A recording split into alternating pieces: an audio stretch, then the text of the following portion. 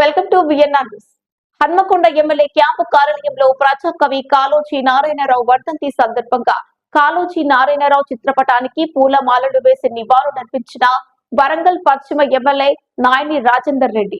ఈ సందర్భంగా వారు మాట్లాడుతూ కవులు కళాకారులను ఉత్తేజపరిచి కీలక పాత్ర పోషించారని, వారు చేసిన త్యాగాలను మర్చిపోలేమని కొనియాడారు. ఈ నెల 19వ తేదీన హన్మకొండ కాళోజీ కళాక్షేత్రాన్ని సీఎం రేవంత్ రెడ్డి ఆవిష్కరిస్తారని తెలిపారు.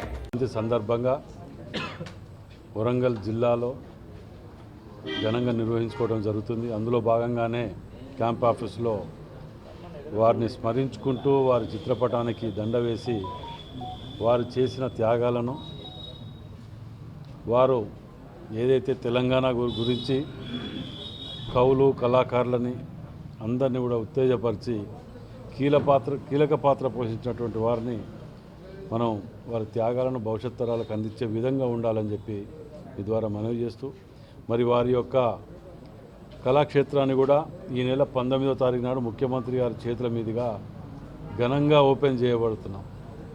దానికి కవులు కళాకారులు మేధావులు అందరూ కూడా ఆ రోజు అందరికీ ఆహ్వానం చెప్తూ, మరి తెలంగాణ రాష్ట్రంలోనే ఎక్కడా లేని విధంగా ఆ యొక్క కాళోజీ కళాక్షేత్రాన్ని ప్రారంభించబోతున్నాం. కాబట్టి వారికి నివాళులు అర్పిస్తూ